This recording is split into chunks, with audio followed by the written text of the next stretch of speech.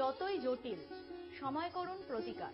হাত ধরুন all India অ্যাস্ট্রোপামিস তন্ত্র রিসার্চ সেন্টারের জ্যোতিষ শিক্ষক, সনাতন ও আধুনিক জ্যোতিষবিদ শ্রী সুব্রত চক্রবর্তী। জ্যোতিষে আস্থা, প্রয়োজনে প্রতিকার, জীবন হবে স্বর্ণালঙ্কার। নমস্কার, স্বাগত সকলকে কল্পতরু অনুষ্ঠানে। কল্পতরু অনুষ্ঠান আপনাদের সকলের পছন্দের অনুষ্ঠান। আজও হাজির হয়েছে কল্পতরু অনুষ্ঠান নিয়ে। আর কল্পতরু অনুষ্ঠান এই কারণেই আপনাদের সকলের পছন্দের অনুষ্ঠান, এই অনুষ্ঠানটা সম্পূর্ণ সাজানো হয় পুরো আপনাদের কথা ভেবেই। সারা সপ্তাহ ধরে আপনারা অসংখ্য ফোন করেন এবং সেই ফোন থেকে সব থেকে বেশি সংখ্যক মানুষ যে বিষয়ে জানতে চান তার উপরে নির্ভর করে কল্পতরু অনুষ্ঠান হয়ে আসছে এত বছর ধরে। অফুরন্ত ভালোবাসা পাচ্ছি আপনাদের সকলের এবং শ্রী সুব্রত চক্রবর্তী কল্পতরু অনুষ্ঠান নিয়েও ইতিমধ্যেই বছরের পর বছর ধরে কত মানুষের সান্নিধ্য লাভ তিনিও করেছেন এবং কত মানুষ তার কাছাকাছি আসার সুযোগ পেয়েছেন। আসলে জ্যোতিষবিদ্যা বাচস্পতি, জ্যোতিষবিদ্যা বারিধি এ তো রয়েছেই তার ভান্ডারে। এছাড়াও জ্যোতিষী আস্থা, প্রয়োজনে প্রতিকার, জীবন হবে স্বর্ণালঙ্কার। আপনারা সকলেই জানেন শ্রী সুব্রত চক্রবর্তী মানে একেবারে একটু অন্য ধারার অনুষ্ঠান এবং অন্যভাবে তিনি আমাদের এই যে জ্যোতিষ শাস্ত্র তাকে সাজিয়ে তুলেছেন। সেখানে নেই কোনো রকম নিছক ভয় দেখানো, সেখানে নেই আপনাকে একেবারে জোর করে মানে আপনার কর্মসংস্থান হোক বা আপনার জীবনে দৈনন্দিন জীবনের ক্ষেত্র হোক, সেখানে কোথাও একটা মানে জোরপূর্বক কিছু আপনাকে একটা চাপিয়ে দেওয়া সেখানেও কিন্তু নেই। একেবারে বন্ধুর মতো হয়ে যিনি 365 দিন আমাদের সাথে রয়েছেন তিনি সুব্রত চক্রবর্তী। আর বন্ধু হয়ে রয়েছেন বলে আজকে চারজনের কথা বলবো। অসংখ্য মানুষ ফোন করেছেন, তাদের মধ্যে থেকে আমরা আজকে চারজনকে বেছে নিয়েছি। দিতিপ্রিয়া দত্ত সোদপুর থেকে, উনি অনির্বাণ সিনহা দত্তপুকুর থেকে আছেন, মধুমন্তী চট্টোপাধ্যায় শিলিগুড়ি থেকে এবং নাইম আহমেদ পাঁশকুড়া থেকে। এই চারজনেরই জানার বিষয় একেবারে এক। তারা জানতে চেয়েছেন এই যে আইনি জটিলতা, আপনি ধরুন আপনার জীবনকে স্বাভাবিক গতিতেই স্বাভাবিক ছন্দেই বয়ে নিয়ে যাচ্ছিলেন, হঠাৎ করে আপনার পারিপার্শ্বিক কিছু আইনি জটিলতা, সেটা আপনার সম্পত্তিগত হতে পারে, ঠিকই ছিলেন কিন্তু হঠাৎ দেখা গেল আপনি এমন একটা আইনি জটিলতায় পড়ে গেলেন যে আদেও যে বাড়িটিতে আপনি বসবাস করছেন সেই বাড়িটিতে আপনি ভবিষ্যতে থাকতে পারবেন কিনা সেই নিয়ে আপনার কপালে একটা চিন্তার ভাঁজ তৈরি হলো।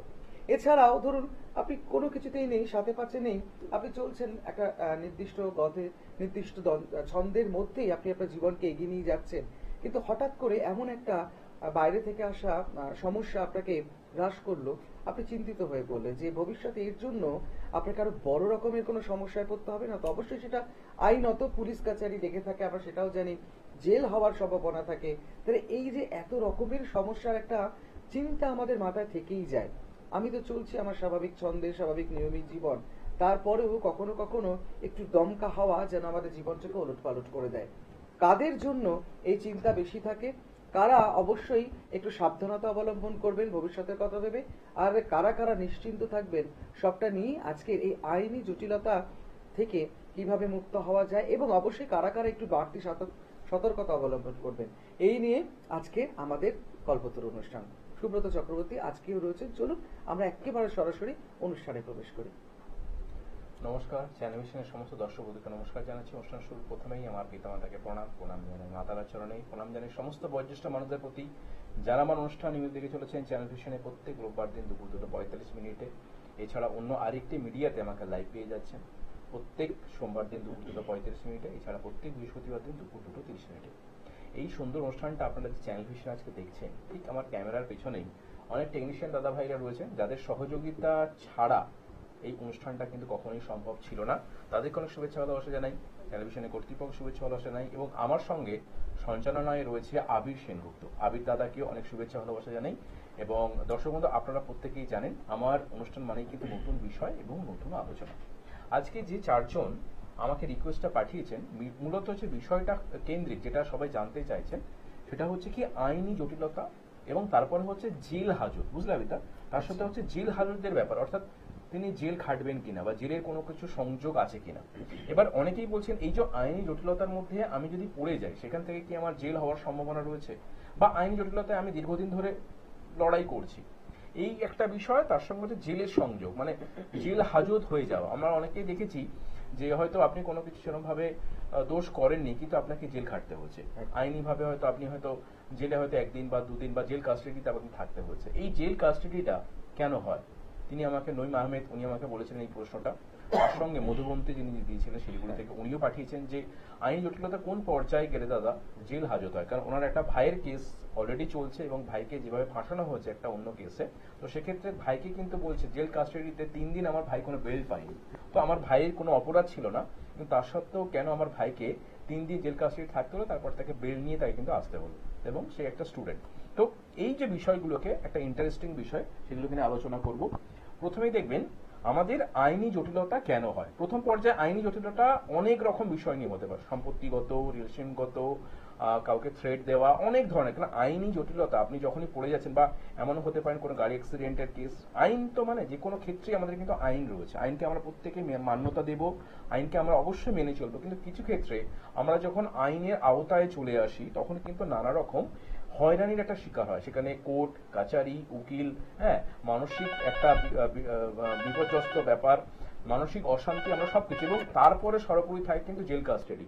এমন কোনো কিছু কাজ হয়ে যায় যার জন্য হয়তো সেখানে বেল পাওয়া যায় না, অনেকের ক্ষেত্রে কিন্তু জেল কাস্টাডি পর্যন্ত হয়েছে, তিনি হয়তো বিনা অপরাধী, সেক্ষেত্রে কিন্তু জেল কাস্টাডি তার হয়ে গেছে। এই যে জেল কাস্টাডিটা অনেকে ভয় পান, জ্যোতিষশাস্ত্রগতভাবে এর কি কোনো ব্যাখ্যা রয়েছে? অবশ্যই কিন্তু এর ব্যাখ্যা রয়েছে।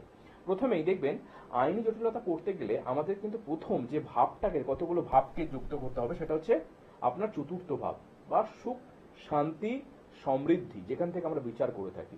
চতুর্থ ভাব থেকে শুধু সুখ শান্তি বিচার হয় না, অনেক কিছু বিচার হয়ে থাকে। আপনি যদি দেখেন মানে একটা ভাব থেকে 120 রকমের ভাব বিচার করা হয়, কিন্তু আমরা যখন দেখব যে তার সুখ শান্তি সমৃদ্ধিটা কিছুভাবে সেখানে আইনি পর্যায়ে চলে গেছে, সেটা অবশ্যই কিন্তু সেখানে চলে আসবে আপনার 4th হাউস, চলে আসবে আপনার ক্ষেত্রে মঙ্গল কেতু, চলে আসবে আপনার ক্ষেত্রে কিন্তু অষ্টম ভাব। অর্থাৎ কারো জন্মছকে যদি চতুর্থ ভাবে মঙ্গল কেতু একত্রীকরণ হয় এবং সেই চতুর্থ ভাবের সঙ্গে অষ্টমপতির সঙ্গে মঙ্গল কেতুর সংযুক্তিকরণ হয়ে যায়, তাহলে বুঝবেন আপনার মধ্যে কিন্তু আইনি জটিলতা হতে পারে। এবার আইনি জটিলতা বিভিন্ন কারণে হতে পারে। আমি সাপোজ একটা উদাহরণ দিচ্ছি, কারো এই কম্বিনেশন অর্থাৎ চতুর্থ মঙ্গল কেতুর সঙ্গে অষ্টম ভাব সংযুক্তিকরণ রয়েছে। অষ্টম ভাব মানেই হচ্ছে আপনাকে জটিলতায় ফেলে দেওয়া, ঠিক আছে? আর মঙ্গল যিনি করবে সেটাকে স্পেড করায়, আর সেখানে কিছুভাবে যদি কেতু আসে সেখানে নানা রকম ভাবে হয়রানির শিকার ঘটায়, এবং 4th হাউস মানে হচ্ছে আপনার সুখ শান্তি সমৃদ্ধির বিঘ্নিত ঘটা। এবং সেখানে যদি কিছুভাবে 2nd হাউসের কম্বিনেশন চলে আসে, দ্বিতীয় পতি, সেখানে আপনার দেখা যাবে কি ভূমি সংক্রান্ত বা জমি নিয়ে বা বাড়ি নিয়ে কোনো কিছু সমস্যার মধ্যে আপনি আছেন। সেখানে যদি কিছুভাবে পঞ্চমপতি বা সপ্তমপতির জায়গা চলে আসে, তাহলে কোনো রিলেশনশিপ নিয়ে কোনো কিছু জটিলতা, মানে বিবাহ নিয়ে জটিলতা, রিলেশনশিপ নিয়ে জটিলতা, কারোর সঙ্গে হয়তো ব্যক্তিগত কোনো সম্পর্কের আক্রেশ নিয়ে সেটা আইনি জটিলতা তৈরি হচ্ছে। যেমন ধরুন কারোর সঙ্গে আপনি মানহানির কোনো কিছু কেস চলছে, বা আপনার সঙ্গে পারস্পরিক কোনো কিছু দ্বন্দ্ব, মানে ধরুন মারপিট হয়েছে দুজনের মধ্যে এমন জায়গা থেকে, সেখানে পঞ্চমপতি বা সপ্তমপতির একটা মানে ব্যক্তিগত কোনো কিছু যে কোনো জটিলতা তৈরি হয়, সেখানে পঞ্চম এবং সপ্তমপতি একটা সংযুক্তিকরণ কিন্তু থাকতে হবে। অর্থাৎ এই কম্বিনেশনগুলো আমি যে সামান্য একটা উদাহরণ দিয়ে বোঝালাম, এরকম হতে পারে। এবার এই কম্বিনেশনটা কখন জেল পর্যন্ত গড়াতে পারে? জেল যখনই গড়াতে পারে যখন এই কম্বিনেশন অর্থাৎ চতুর্থপতি মঙ্গল কেতু এবং অষ্টমপতি, তার সঙ্গে যদি কম্বিনেশন দ্বাদশ হয়ে যায়। এই দ্বাদশ যখন হয়ে যাচ্ছে তখন কিন্তু জেলের একটা সংযুক্তিকরণ হয়ে যায়। এবার অনেকে কিন্তু জেলে গেছেন, দেখা গেছে সঙ্গে সঙ্গে বেল নিয়ে চলে এসছেন। এই যে সঙ্গে সঙ্গে বেল নিয়ে চলে এসছেন তারও কিন্তু সংযুক্তিকরণ রয়েছে। রাহু এবং রবি তার যদি ভালো থাকে তিনি জেলে যেতে পারেন, তিনি হয়তো জেলে থাকলেন না, সামান্য কিছু মানে কয়েক ঘন্টা থাকলেন, নিয়ে চলে এসেছেন, কিন্তু রাত্রিবাস করানো তাকে হতে পারে। সেই কম্বিনেশনের সঙ্গে অর্থাৎ আবার সেই প্রথমের কম্বিনেশন 4th মঙ্গল কেতু অষ্টম দ্বাদশ, তার সাথে হচ্ছে রবি রাহুর কম্বিনেশন যদি থাকে, তাহলে সেই ব্যক্তিকে কিন্তু হাজত বাস মানে হাজতে থাকা, সেটা কয়েকদিন পর্যন্ত থাকা বা কয়েক মাস পর্যন্ত থাকার নির্দেশ দেয়। এবং অনেক সময় দেখতে পাওয়া যায় রবি রাহুর কম্বিনেশন যদি থাকে সেই ব্যক্তির কিন্তু অনেক সময় যাবজ্জীবন কারাদণ্ড বা দীর্ঘদিন তিনি কারাদণ্ডে কিন্তু লাভ করতে পারেন। এই কম্বিনেশন আমরা দেখেছি আমাদের আশপাশে বহু মানুষকে, যারা হয়তো জেল কাস্টাডি গেছেন, সঙ্গে সঙ্গে চলে এসেছেন, কিছুদিন থেকেছেন, আবার কারো ক্ষেত্রে কিন্তু সেই বিচার প্রক্রিয়াটা দীর্ঘদিন চলে তাকে একটা জেল কাস্টাডির একটা আহ্বান করা হয়েছে, দীর্ঘদিন তাকে থাকতে হয়। তাহলে সেখানে কিন্তু এই থাকার বিষয়টা দ্বাদশের সঙ্গে রবি রাহুর কম্বিনেশন থাকতে হবে। এবার কিছু জিনিস আপনাকে একটু সুন্দরভাবে বুঝিয়ে দিই। ফোনে কেউ এসছেন? আচ্ছা, ফোনটা নিয়ে তারপরে বিষয়টাকে বুঝিয়ে দেবো সবার। হ্যাঁ, ফোনে কে আছেন? নমস্কার। হ্যালো, নমস্কার। আমি সোনারপুর থেকে বলছি। আমার ছেলের সম্বন্ধে একটু জানতে চাই। আপনাকে স্বাগত জানাই অনুষ্ঠানে, বলুন। ছেলের নাম? ছেলের নাম হচ্ছে রিক রয়। রিক রয়, আচ্ছা। Date of birth? Date of birth হচ্ছে 7/9/2000। 7/9/2000। 2000। হ্যাঁ। আচ্ছা। সময়টা বলুন। সময় হচ্ছে দুপুর 1:03। সোনারপুরে জন্ম? হ্যাঁ। আচ্ছা। বেশ, কি প্রশ্ন? ওর কেরিয়ার। আচ্ছা, 7ই সেপ্টেম্বর 2000 সাল, দুপুর 1:03 জন্ম, কলকাতা সোনারপুরে জন্ম, তাই তো? হ্যাঁ। বৃহস্পতিবার ছিল রিকের জন্মবারটা? হ্যাঁ। বৃহস্পতিবার ছিল। হ্যাঁ। হ্যাঁ। ওর লগ্ন হচ্ছে ধনু আর রাশি হচ্ছে ধনু রাশি। আচ্ছা, রিকের একটা কথা যেটা বলে দিই, সেটা হচ্ছে ওর কেরিয়ার কিন্তু খুব ভালো হবে। কেরিয়ার যথেষ্ট ভালো হবে, বুধটা তুঙ্গস্থ রয়েছে, কিন্তু ওর জন্মছকগতভাবে যেটা সব থেকে একটু নেগেটিভ, অনেক সময় দেখা যাবে কি কেরিয়ার ভালো হবে তো আমি বলে দিলাম, কিন্তু অনেক ক্ষেত্রে যে প্রবলেমটাকে ফেস করতে হতে পারে, যেহেতু ওর শুক্রটা নিচস্থ, হস্তা বা চন্দ্র নক্ষত্র অবস্থান করছে শুক্র, এই নিচস্থ শুক্র যখন চন্দ্রের নক্ষত্র পেয়ে যায়, সাধারণ জ্যোতিষশাস্ত্রগতভাবে নবমপতি মেলিপিক হয়, নবমপতি তার ডাউন হয়ে যায়। এই নবমপতি মানে ভাগ্যের জায়গা, সেটার মধ্যে ট্যালেন্ট রয়েছে, কিন্তু ব্যাপারটা হচ্ছে সঠিক কর্ম বা চাকরি পেতে গিয়েও সমস্যা হবে। এরকম কি সমস্যা ফেস করছে?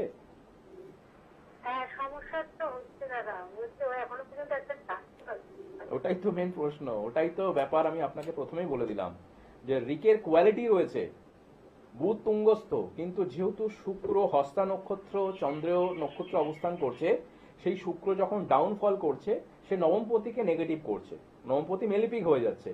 নবমপতি মেলিপিক হওয়া মানে ভাগ্যস্থান মেলিপিক, তাহলে সেখানে কিছু ভাবে কি হচ্ছে, পঞ্চমপতি তৃতীয়পতি ড্যামেজ হয়ে যাচ্ছে, একাদশপতি খুব ভালো, বুধ খুব ভালো, সেটার মধ্যে ট্যালেন্ট রয়েছে, কিন্তু আলটিমেটলি দেখা যাচ্ছে কি সঠিক ভালো চাকরি পেতে কিন্তু সমস্যা হবে। এটাই ও জন্মছকগতভাবে নির্দেশ রয়েছে বর্তমানে। এবার এই নির্দেশটা বা এই জায়গাটাকে মোটামুটি আপনারা যদি একটু ওয়েট করেন, এটা ঠিক হয়ে যাবে, 1-1.5 বছর সময় লাগবে।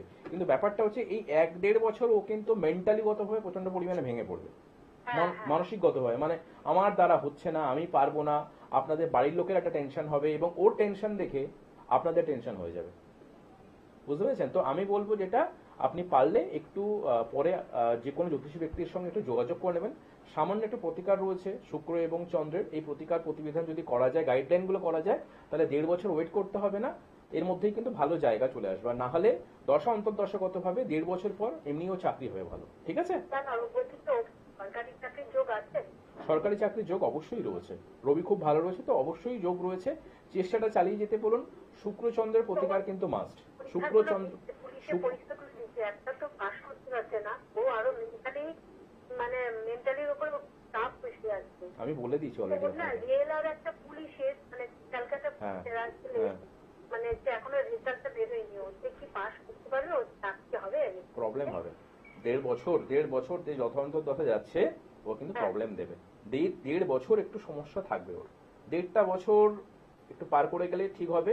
কিন্তু আমি এটুকুই বললাম যে শুক্র এবং চন্দ্রকে স্ট্রং করা দরকার রয়েছে, তাহলে পঞ্চমপতি নবমপতি খুব ভালো হবে, তৃতীয় সংযোগ খুব ভালো রয়েছে। আপনি পারলে একটু যোগাযোগ করে নেবেন। আমি যে প্রবলেমগুলো বললাম, আপনি সে একই কথা বলছেন বিষয়টা, তো সেক্ষেত্রে আমার মনে হয় বিষয়টাকে না একটু প্রতিকার প্রয়োজন রিকের ক্ষেত্রে। আপনি একটু পারলে যোগাযোগ করেন এবং অনুষ্ঠানের শেষে বা রাতের দিকে আমাকে ফোন করবেন, আমি আপনাকে আরো ডিটেলস বুঝিয়ে দিতে পারবো।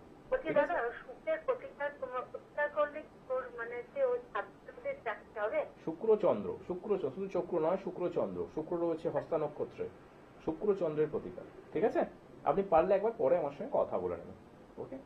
কারণ আমাদের এই অনুষ্ঠান থেকে তো ডিটেলস সমস্ত কিছু বলা যায় না, আমরা জাস্ট একটা হিন্টস দিই। সেটা তো পরবর্তী ক্ষেত্রে এখান থেকে যদি পারেন যে হ্যাঁ বিষয়টা প্রবলেম হচ্ছে, আমি দাদার সাথে একমত বা আমার বিচারটা আপনার সাথে মিলে গেছে, আমরা হয়তো এখান থেকে সম্পূর্ণ বিচার দিতে পারি না, আমি স্বীকার করছি, কারণ কখনো সম্ভব না। আমাদের এই আধা ঘন্টা 25 মিনিটের অনুষ্ঠানে আপনাকে নিয়ে যদি সময় দিই, তাহলে আমাকে বলাও হবে না। তো সেক্ষেত্রে আমরা সামান্য এখান থেকে ছুঁয়ে যাই, একটা জাস্ট হিন্টস দিয়ে বেরিয়ে যাই। এবার যদি মনে হয় কোনো ব্যক্তি এখান থেকে উপকৃত হন বা জানতে পারেন ভবিষ্যৎ সম্বন্ধে, আপনি যোগাযোগ করতে পারেন ব্যক্তিগতভাবে, নিশ্চয়ই আপনাকে আমি হেল্প করবো। ঠিক আছে, ভালো থাকবেন।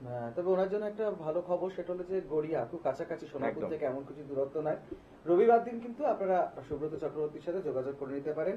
9831707058 যে নাম্বার যাচ্ছে আপনারা দেখবেন, 9874207060 এই দুটো নাম্বারে ফোন করবেন।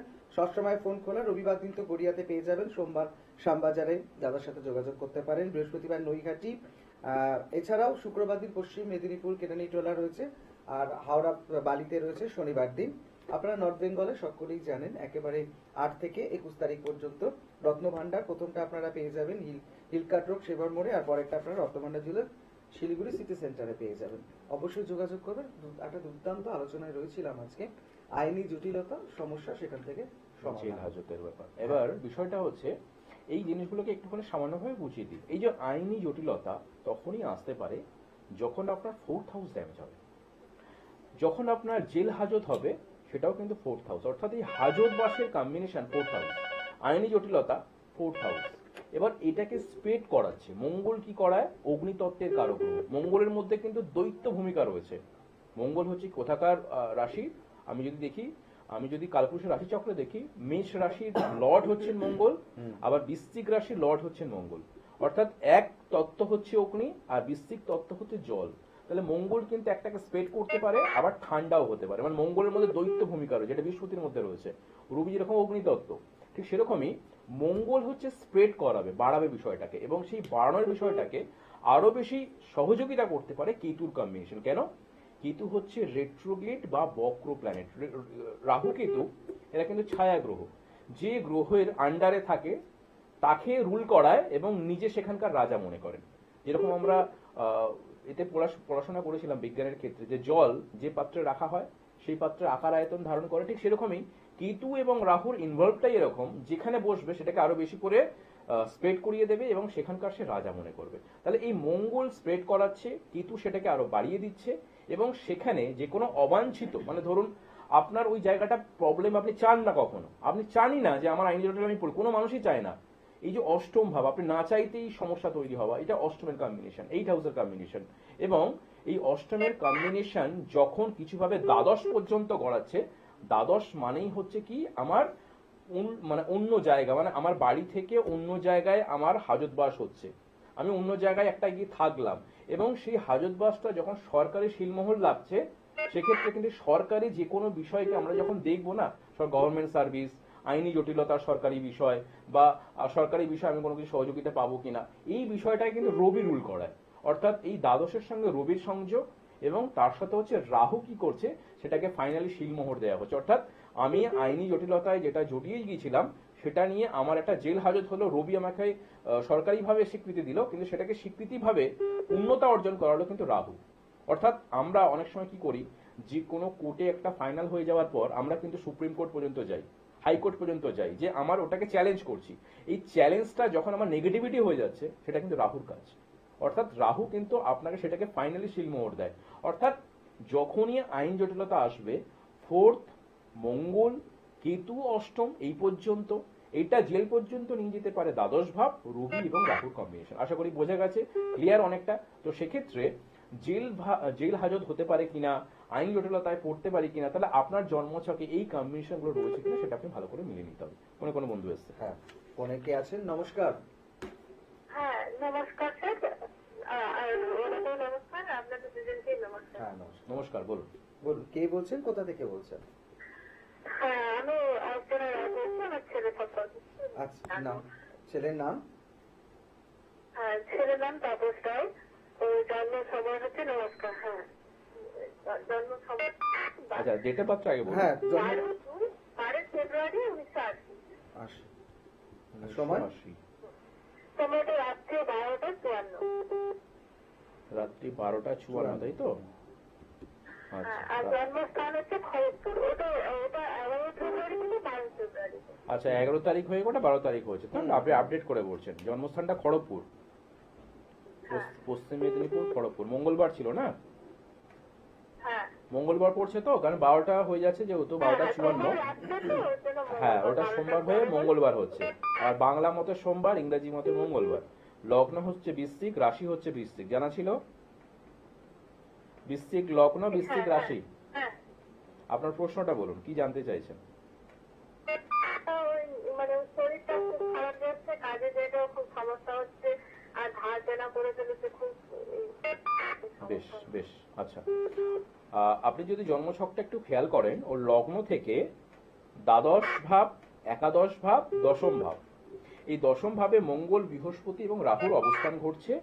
একাদশ ভাবে শনি রয়েছে এবং লগ্নেও গতভাবে রবি রয়েছে থার্ড হাউসে, ফোর্থ হাউসে বুধ এবং কেতু, পঞ্চমে রয়েছে হচ্ছে শুক্র। দেখবেন ওর ক্ষেত্রে মেন যে প্রবলেমটা হবে না, মানসিকতা, মনের। ওর প্রথমত যে বিষয়টা হবে, ওর কেরিয়ারে যেখানে কাজ করছে ওর মনোমত হবে না।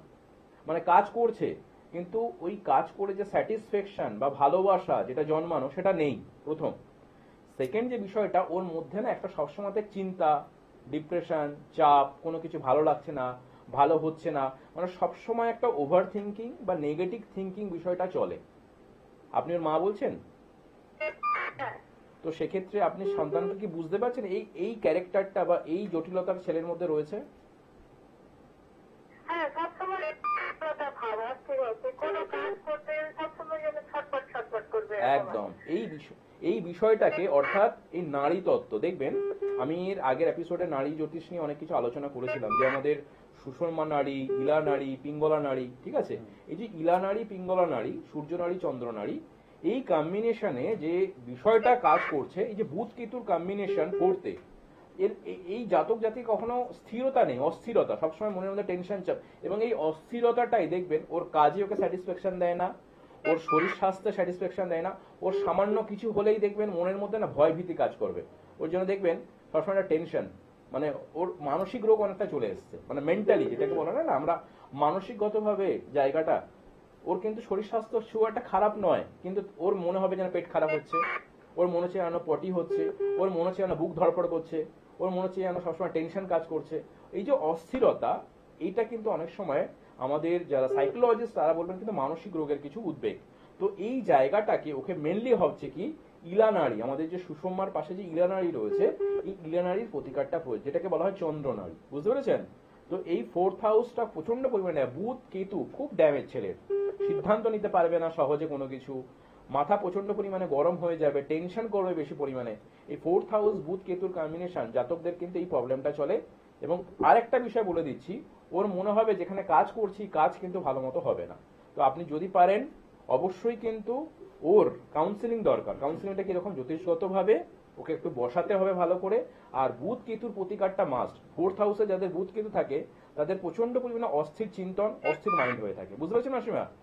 তবেই কিন্তু দেখবেন কেরিয়ারটা ভালো হবে। বলুন, আর কি জানতে চাইছেন? মানে আমাদের বাড়ির সামনে একটুখানি আমাদের প্রতিবেশী আছে, ওই মানে ভদ্রমহিলা খুব আমাদের ক্ষতি করার চেষ্টা করে, মানে ওখান থেকে কি কোনো ক্ষতি করছে?